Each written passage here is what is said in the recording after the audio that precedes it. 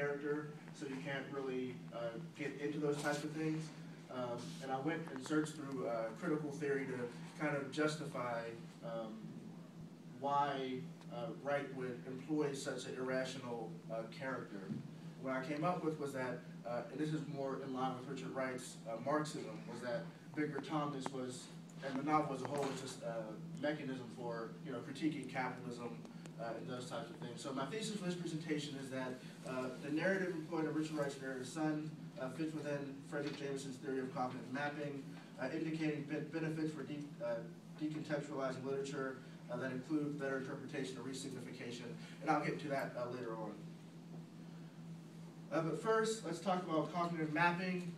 It's from Frederick Jameson, who is currently at Duke, and he's associated with postmodernism, although he's more of a critic of postmodernism because he sees it as a dangerous move away from the dialectic and the historical understanding based in Marxism. He wrote a book called Postmodernism, or the Cultural Logic of Late Capitalism, and that's the book that I'm working from. Jameson's big thing is that you always have to historicize. He says that currently postmodernism fits within the cultural logic of late capitalism, in that he says that postmodernism is kind of schizophrenic in dealing with the problems of society. He actually prefers modernism because at least it has a clear enemy, I guess. But his big thing is that there has to be an emphasis on narrative, on history, versus postmodernism, which is kind of flaring up in terms of theory and language and things like that. It doesn't actually usually identify a solution to the problems of capitalism. So cognitive mapping is a process by which the individual subject situates himself within a vaster, unrepresentable totality, a process that corresponds to the workings of ideology. And basically, Jameson gets this idea from Kevin Lynch's The Image of the City. And what Jameson says is that in late capitalism, which is the current society we live in now, individual subjects are not able to confront the capitalist system because they are so confused and dominated by increases in media, for example, in multinationalism. So there are so many cultural significations, so much symbolism, representations, that it's hard to identify one enemy and work toward that. So there's a comparison to geography. He likens his theory of cognitive mapping to gridded cities, for example. He talks about Detroit, he talks about Jersey City, that the city looks the same, is so homogeneous and so gridded that it's hard to locate yourself within the city. To give an example, it'd be like me trying to situate my position in this room, only if this room were 1,000 times bigger with 1,000 more people. How do I exactly know my position in this room when there are so many things around me that are so unintelligible, for example? So what Jameson sees is the depth of the subject, that there's no individual move toward the dialectical that's in Marxism, that we're all just consumers, that we're all just worked upon by the capitalist system. He says that there's no struggle. He says that currently we are unseated in the course of history, in that there's no major historical events anymore. They just seem to happen, like 9/11 or the war in Iraq, versus, for example, World War I, where we can see a number of political influences working up to such an event. So he isolates a few solutions to this issue of being unseated in history and fighting the multinationalism within capitalism. The first is what's called cultural jamming, which basically means using representations, undermining representations, subverting normative representations. The second is basically to be Marxist. He talks about totalization as a way to bring the events of history together. And then finally, he talks about political communication, in that subjects have to be political and work to communicate their politics to others. And one of the ways that we do this is through aesthetics or the arts. Now that I've covered Jameson, I'll talk a little bit about Native Son. And basically the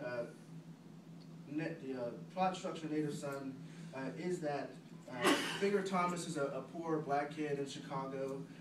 He gets a job with a white family. He accidentally murders a young white woman and goes on the run.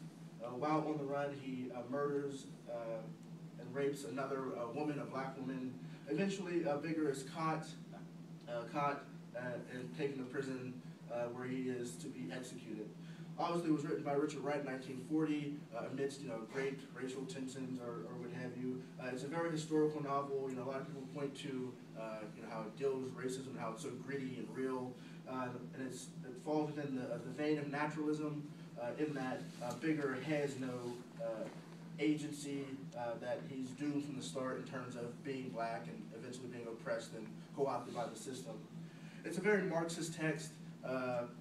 Throughout the novel and throughout Wright's career, there's this huge references to Marxism. And in fact, I contend in my paper that Native Son was at least a meta-commentary on the fact that at least at some point the capitalist system was going to fall via the oppression of obviously the minorities and blacks and the underclass and things like that. And that's really indicated in the novel as well. So I go through and I map out Native Son. And so the thing that Jameson talks about is disalienation. He says that he characterizes the unseat, how subjects are unseated in history. He characterizes that as disalienation. And that's really is that people can't map out where they are in the political scope of history. He says that subjects have no place, and that this is a symptom of late capitalism. And he says that academically, postmodernism is the symptom of late capitalism. He says that the solutions to disalienation, I isolate 5 of them. The first is practical reconquest. So what that basically means is that there is a concrete volitional proactivity, meaning that there are ways that we can actually confront the capitalist system. It's not just a theory, it's not just consideration, there's actual politics involved. The second is sense of place, which talks about how capitalism or late capitalism has disoriented the subject. It doesn't necessarily refer to a physical location, but more to a position of agency. He wants subjects to have agency in confronting capitalism. The third is memory, meaning that at some point there will be an event that sparks the consciousness or ignites the consciousness of the proletariat or the subject against the capitalist system. The fourth is individual, and here I say that individuals must come together to confront decentering, and that individuals must have consciousness as well within the Marxist collective. And finally, mobile alternative trajectory, I isolate to mean basically that as capitalism is multinational and multifaceted, our solutions to capital must be multifaceted as well. And I'll get to that right now in terms of applying that to Native Son. So in terms of practical reconquest, I group 1 and 2, and I say that Bigger's first murder of the white woman was an awakening of sorts.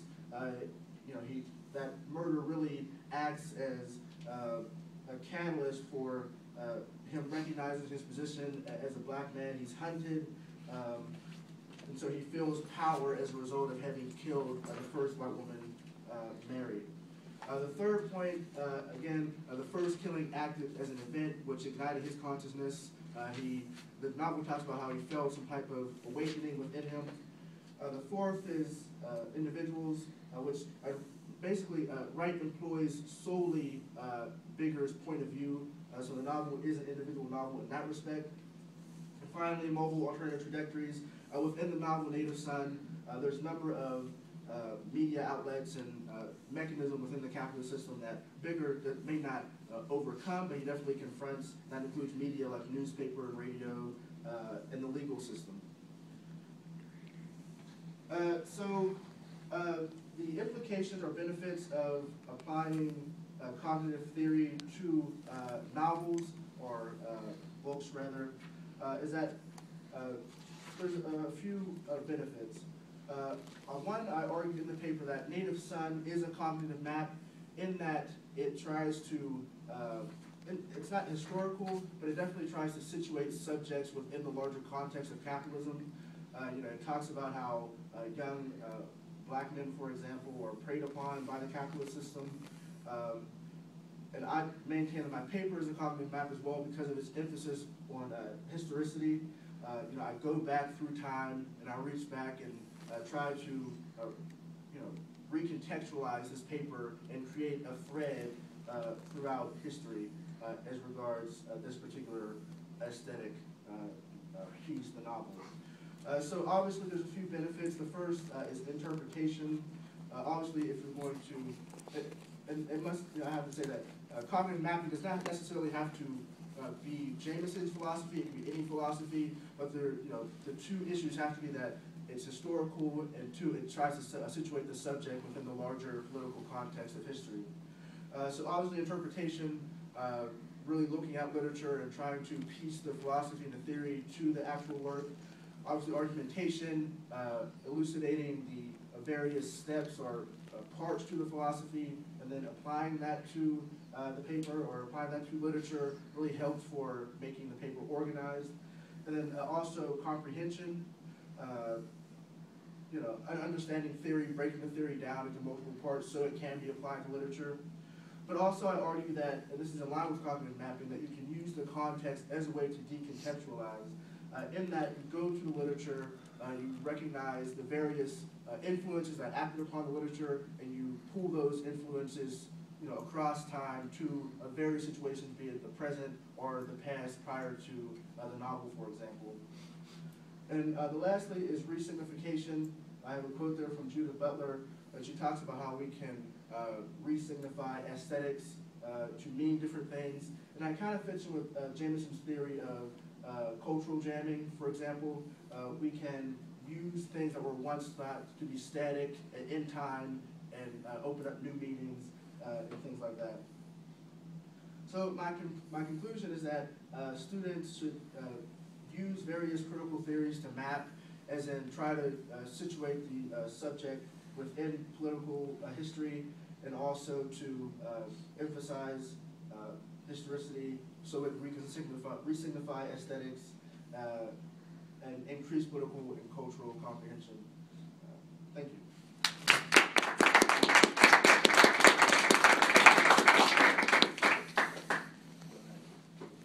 Thank you very much.